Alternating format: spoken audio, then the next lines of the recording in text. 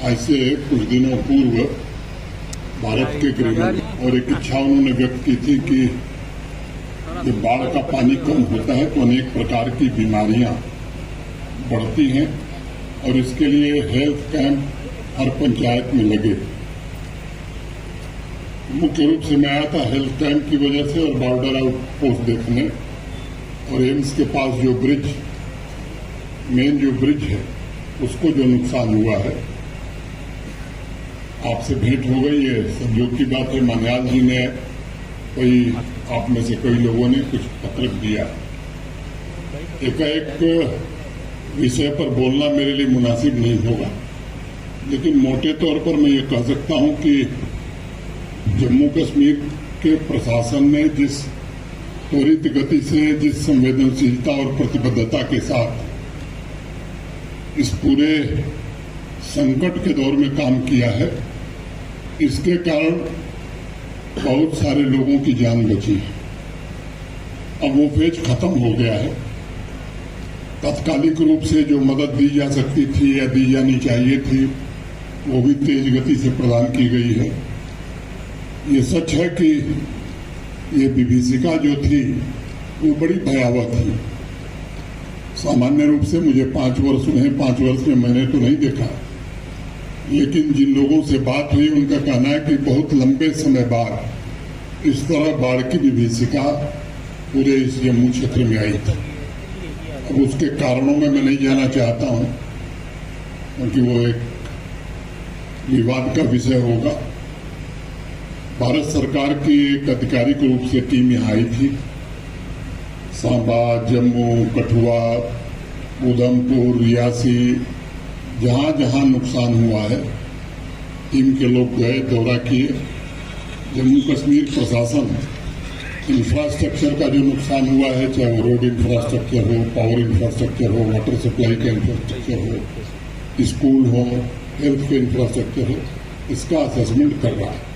किसानों को भी बड़ी मात्रा में क्षति हुई है।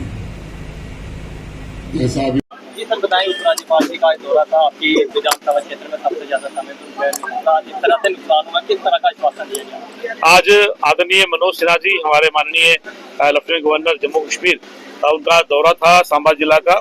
और जो अभी विपदा जो ऐसे जम्मू कश्मीर पर आई थी फ्लैश फ्लड के रूप में, लैंडस्लाइड के रूप में, उसका जायजा लेने के लिए, लोगों से बातचीत करने के लिए और नुकसान को देखने के लिए आज यहाँ पर आए थे।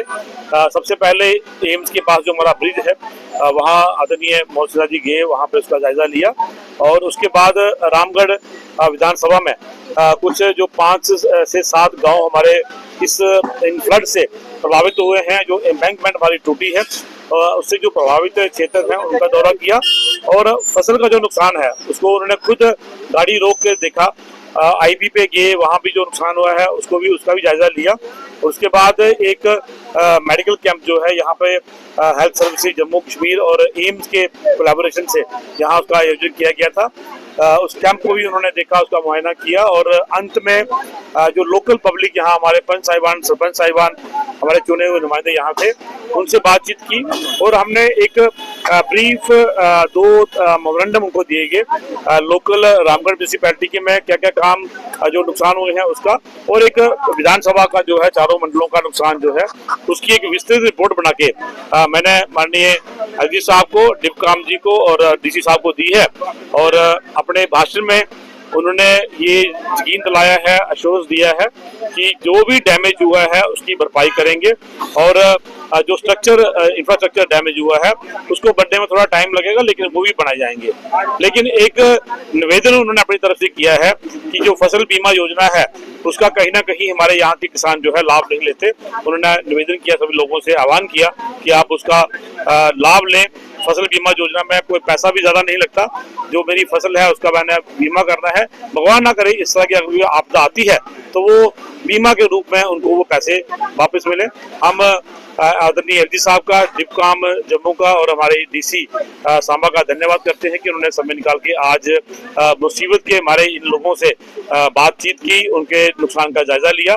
और उम्मीद करते हैं कि जो एश्योरेंस उन्होंने दिए हैं वो जल्द वो उसको पूरा भी करें।